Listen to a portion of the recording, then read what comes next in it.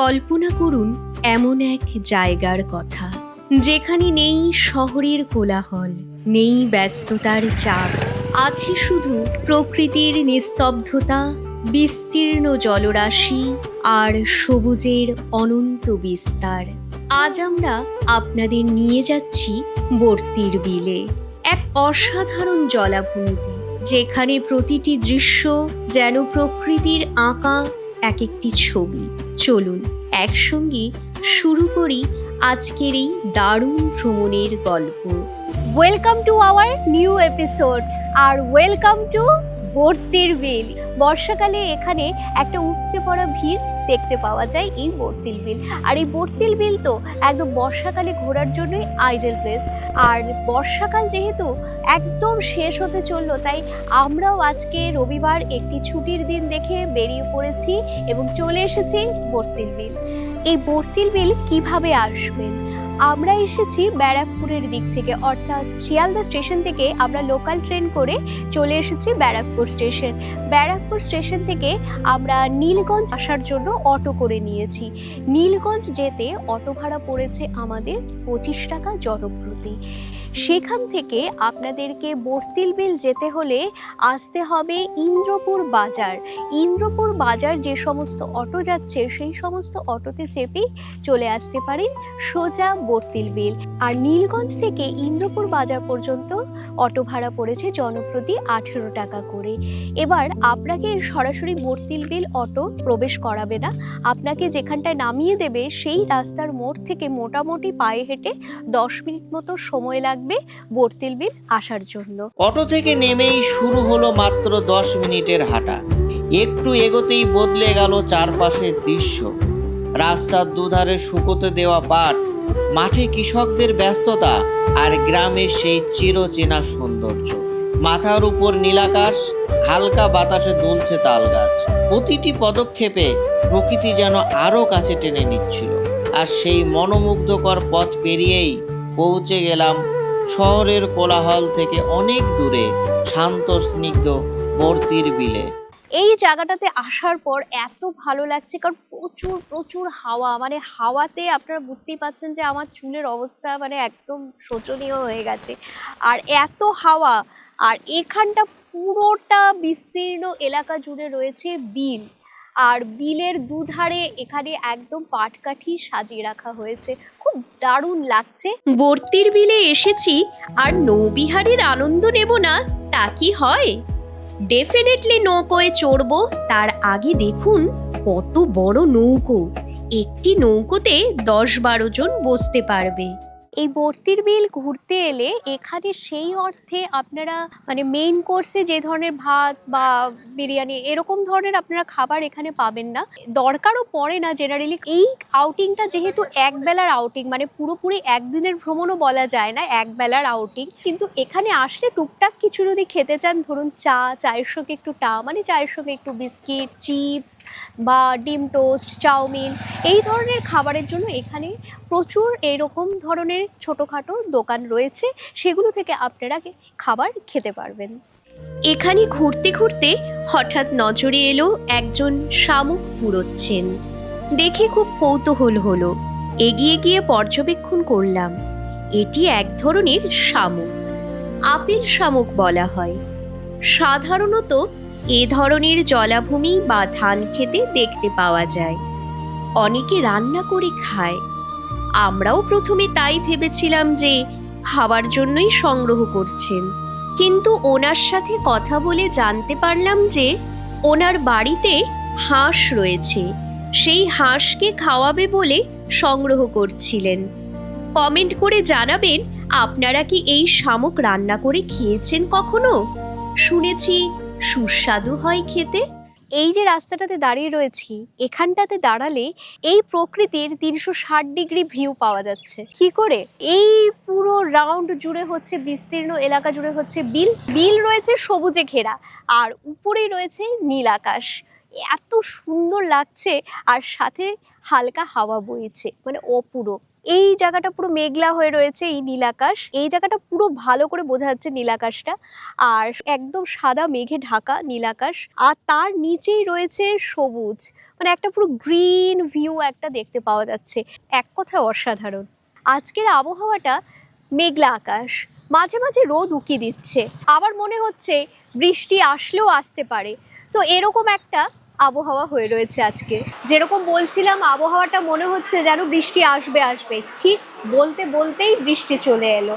এবার বৃষ্টি হলে তো অজ্ঞতা আমাদের অপেক্ষা করা ছাড়া আর কোনো উপায়ই নেই, কারণ বৃষ্টি থামবে তারপরে আমরা ভিডিও শ্যুট করতে পারবো, না হলে ক্যামেরার লেন্স ভিজে যাওয়ার একটা প্রবলভাবে সম্ভাবনা রয়েছে। তো যাই হোক, আমরা একটা টি স্টলে আপাতত প্রবেশ করেছি এবং বৃষ্টি থামার অপেক্ষায় রয়েছি, কারণ বৃষ্টি থামলেই আমরা বাইরে আবার বেরিয়ে পড়ব আর কী কী জিনিস এক্সপ্লোর করতে পারছি।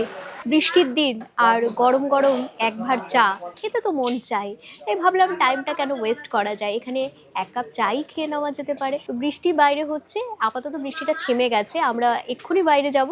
আমার এই এক ভার চায়ের দাম পড়েছে 15 টাকা করে।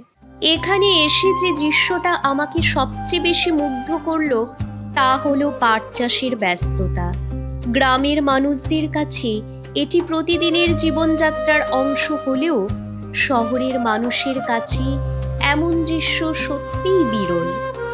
চোখের সামনে দেখলাম প্রথমে পাট কেটে আটি বেঁধে পরিষ্কার জলে 10 থেকে 15 দিন জাগ দেওয়া হয়, তারপর হাত দিয়ে আঁশ ছাড়িয়ে রোদে ভালোভাবে শুকনো হয়।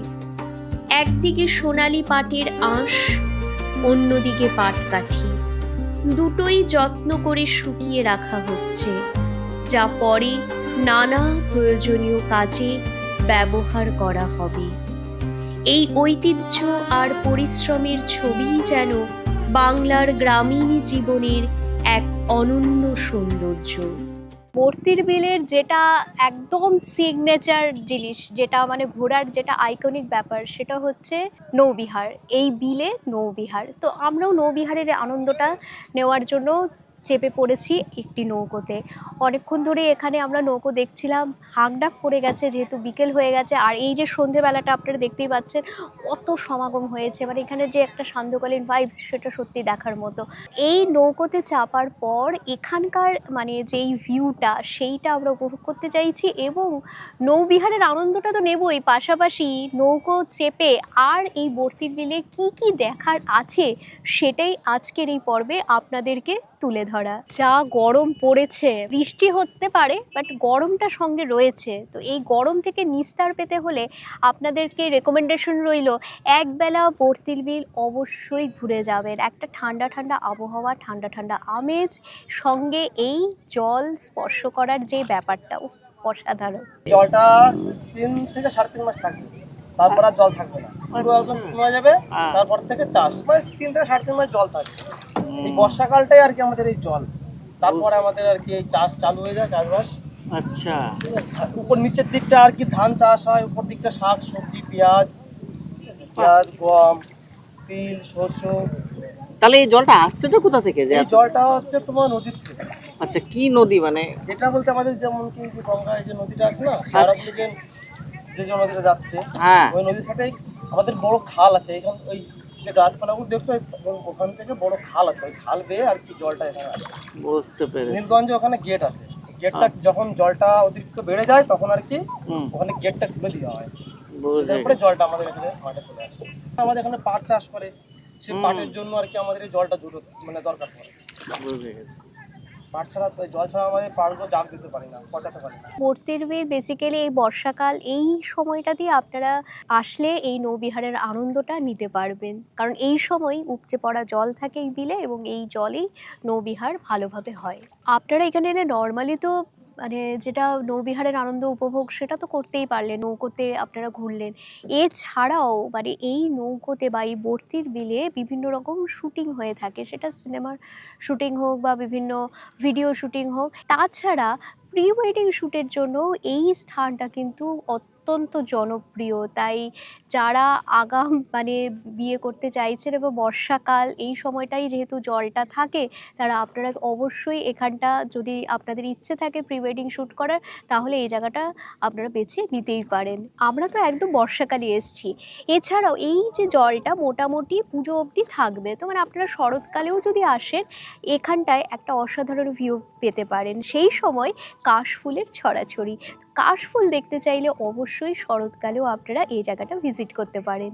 আমরা পুরোপুরি জলের মাঝখান দিয়ে চেপে চড়ছিলাম, তো এখন যে জায়গাটা এসেছি অসাধারণ ফিলিং হচ্ছে, কারণ পুরো সবুজে ঘেরা, একদম মানে কচুরিপানা পদ্ম পাতা সেই মাঝখানটাতে একদম আমরা মনে হচ্ছে চলে এসেছি। তো খুব সুন্দর লাগছে, কারণ একদম মনে হচ্ছে যেন প্রকৃতির খুব কাছাকাছি চলে এসেছি। এমনিতেও যেরকম বললাম যে এখানতে মানে ভিউটা এত সুন্দর, কারণ আজকে খানিকটা মেঘলা আকাশ, আবার কখনো আকাশ পরিষ্কার হচ্ছে, তো এই সেই নীল আকাশে একটুখানি মেঘের উঁকি দিচ্ছে, সেই যে ভিউটা সঙ্গে এই যে সবুজে ঘেরা, এই এক্সপিরিয়েন্সটা নিতে অসাধারণ লাগছে। এই দেখুন আমার হাতে কত শাপলা ফুলের সংগ্রহ করা হয়েছে। আমাদেরকে দাদা অনেকগুলো শাপলা ফুল তুলে দিয়েছে, তো খুব ভালো লাগছে একসাথে এতগুলো শাপলা ফুল দেখে, এবং বিভিন্ন রঙের শাপলা ফুল রয়েছে। এই যে শাপলা ফুলটা, এইটার রং হচ্ছে সাদার সঙ্গে খানিকটা গোলাপি রয়েছে, আবার এইটা আবার যেরকম পুরোটাই সাদা, আবার এইটার কালারটা দেখুন হালকা পার্পেল। বিভিন্ন রঙের শাপলা ফুল পাওয়া যাচ্ছে। এই জায়গাটাতে ভীষণ ভালো লাগছে, কারণ মনে হচ্ছে যেন আমরা একদম প্রকৃতির কাছাকাছি চলে এসেছি। আর চারিদিকটা পুরোটা সবুজে ঘেরা, কারণ এপাশ ওপাশ যেদিকে তাকাবো পুরো সবুজে সবুজ, অসাধারণ লাগছে। কারণ মানে এতক্ষণ পুরো মনে হচ্ছিল জল, তারপরে একদম মনে হচ্ছে পুরো কচুরিপানা দিয়ে ঘেরা জঙ্গল দৃশ্য আমরা দেখতে পাচ্ছি। তো বর্তির বিল এলে এই সময়টা আপনারা অবশ্যই নৌবিহারের আনন্দটা উপভোগ করবেন। দাদা একটা অসাধারণ জিনিস বানিয়েছে, মানে সত্যি হাতের কারিগরির ফল। দেখুন একটা শাপলা ফুল দিয়ে শাপলা ফুলের মালা, সত্যি অসাধারণ। দেখুন এটা একটা পার্পেল কালারের শাপলা ফুল, আর সেই শাপলার পুরো ডালটা দিয়ে এত সুন্দর একটা মালা। এই যে ভিউটা, এই যে প্রকৃতির সৌন্দর্যটা এত অসাধারণ লাগছে এখানটা দেখতে। পুরো আকাশটা মনে হচ্ছে সাদা, পুরো তার মাঝখানটা মানে এই সাদার নিচে মনে হচ্ছে সবুজ, চারিদিকে সবুজে ঘেরা। আর আমাদের নৌকোটা যেখানটা এসে ভিড়েছে এই পুরোটা হচ্ছে কচুরিপানা দিয়ে ঘেরা, মানে একদম সবুজে ঘেরা। তো তার মাঝখানে আমরা দাঁড়িয়ে রয়েছি এবং সঙ্গে হালকা বাতাস বইছে, অসাধারণ লাগছে এই দৃশ্য এবং বলা যেতেই পারে এই আবহাওয়াটা। এইটা দেখুন পানকৌড়ি পাখির বাসা, মানে জলের মধ্যে পানকৌড়ি থাকে আমরা সবাই জানি, তো সেই পাখির বাসা। এবার ডিম থাকে, কিন্তু এখন এই মুহূর্তে ডিম নেই এই পাখির বাসাতে। জলের মধ্যে এরকম পানকৌড়ি পাখির বাসা এর পূর্বে আমি তো কখনো দেখিনি। আপনারা যদি দেখে থাকেন তবে অবশ্যই কমেন্ট করে জানাবেন, এবং আমার এটা প্রথম দেখা, তো সেই জন্য প্রচুর মানে এক্সাইটমেন্ট লাগছে। তো ভ্রমণের এটাই হচ্ছে বিশেষত্ব, বিভিন্ন জিনিস এক্সপ্লোর করা। খুব ভালো লাগছে, এইভাবে জল স্পর্শ করছি, আর এই জল প্রচুর পরিষ্কার। আমাদের ঘোরা প্রায় শেষ হয়ে গেছে, কারণ আমরা অনেকটা বিলের অনেকটা এলাকা 1 ঘন্টা থেকে আমরা ঘুরে যাচ্ছি, তো আমাদের সময় প্রায় শেষ হতে চললো। এবার আমাদের ফেরার পালা বলতে বাড়ি ফেরার পালা বলছি না, আমরা যেখান থেকে নৌকোতে চেপেছিলাম সেখান পর্যন্ত পৌঁছানোর পালা। নৌকোতে ঘোরা সম্পূর্ণ হয়ে গেছে। এবার আপনাদেরকে এখানকার রেট বলে রাখি, আধ ঘন্টায় হলে 100 টাকা, কিন্তু আমরা যেহেতু বললাম যে না আমরা একটু বেশি ঘুরতে চাইছি, কারণ আমাদের শ্যুট করতে হবে, ভালোভাবে আমরা দেখব, সেই জন্য আমাদের পড়েছে 1 ঘন্টা ঘুরিয়েছে আমাদের নৌকোতে, আর পার হেড পড়েছে আমাদের 150 টাকা করে। জনপ্রতি 150 টাকায় 1 ঘন্টা আমরা এই নৌবিহার করলাম। এই যে জায়গাটা মানে যে সান্ধ্যকালীন ভাইবসটা পুরো জমে উঠেছে, মানে আশপাশে যেহেতু আজকে সানডে এবং ছুটির দিন, প্রত্যেকে জমায়েত করেছে এবং প্রত্যেকে ভিড় করেছে এই বর্তির বিল ঘুরতে আসার জন্য। এখন সূর্য অস্ত যাচ্ছে, আর আজ যেহেতু মেঘলা আকাশ তাই সূর্যের দেখা না মিললেও এই মেঘের আড়ালে সূর্য হাসে এইরকম একটা দৃশ্য হয়ে রয়েছে এবং সেইটা দেখতে অসাধারণ লাগছে এখান থেকে। এখানে এলে যেটা মাথায় রাখতে হবে, এই যে নৌবিহারের ব্যাপারটা, মানে যেটা দেখছি কোনো ফিক্সড রেট নেই। মানে হ্যাঁ, একটা 100 টাকা মোটামুটি স্ট্যান্ডার্ড রেট জানি, তারপরেও দরদাম হচ্ছে। মানে 5 জন হলে হয়তো একটু কম হয়ে যাচ্ছে সেক্ষেত্রে, বা 3 জন হলে কম হয়ে যাচ্ছে, এই ব্যাপারটা রয়েছে। তো আমরা যেটা দেখলাম যে মানে যার থেকে যেরকম পাচ্ছে সেরকম একটা নিচ্ছে, মানে কোনো হ্যাঁ নির্দিষ্ট যে হ্যাঁ এটাই আমরা নেব সেই ব্যাপারটা এখানে নেই। তাই আপনারা এলে এই বিষয়টা একটু সচেতন থাকবেন এবং অবশ্যই মানে যারা নৌকো চালাচ্ছে তাদের সঙ্গে আপনারা একটু দরদাম করে নেবেন। আজকের জনসমাগমটা যেন একটু বেশি হয়েছে। আজকে দেখুন এই জায়গাটা মানে কি পরিমাণ এই সময়, মানে একটা ভিড় উপচে পড়েছে। এই ধাবাটা থেকে আমরা চা খেয়েছিলাম, এই ধাবাটাতে দেখছি এখানে অনেকে মিলে একসঙ্গে পিকনিক করছে, গান চালিয়ে নিয়েছে, ডিজে চালিয়ে নিয়েছে, দিয়ে নাচানাচি করছে। এখানটায় এলে দেখছি যে এরকমও একটা ভাইবস পাওয়া যাচ্ছে। অনেকদিন আগে এই বর্তির বিলে এসেছিলাম, সেই স্মৃতি আপনাদের সঙ্গে শেয়ার করে নিচ্ছি। কোভিডের পর একটা মিউজিক ভিডিও শুটিংয়ের জন্য আমরা এখানে এসেছিলাম। সেই সৈকতদার সঙ্গে শুটিং করেছিলাম একটা মিউজিক ভিডিও, খুব সুন্দর হয়েছিল সেই মিউজিক ভিডিও। এবং সেই স্মৃতি আজকে যখন আবার একা এখানে ঘুরতে এসেছি সেগুলো মনে পড়ে যাচ্ছিলো, তাই আপনাদের সঙ্গে শেয়ার করলাম। আর যে সংটা আমরা শুটিং করেছিলাম এবং আমি সেটা এডিট করেছিলাম আমার স্টুডিও থেকে, আর কি গান শ্যুট করেছিলাম সেটা ডেসক্রিপশন বক্সে লিংক দিয়ে দেবো, আপনারা ক্লিক করে সেই গানটি শুনে নিতে পারবেন। দিনের কোলাহল ধীরে ধীরে স্তব্ধ হয়ে আসে, আর ঠিক তখনই বর্তির বিল জেগে ওঠে তার সবচেয়ে মোহনীয় রূপে।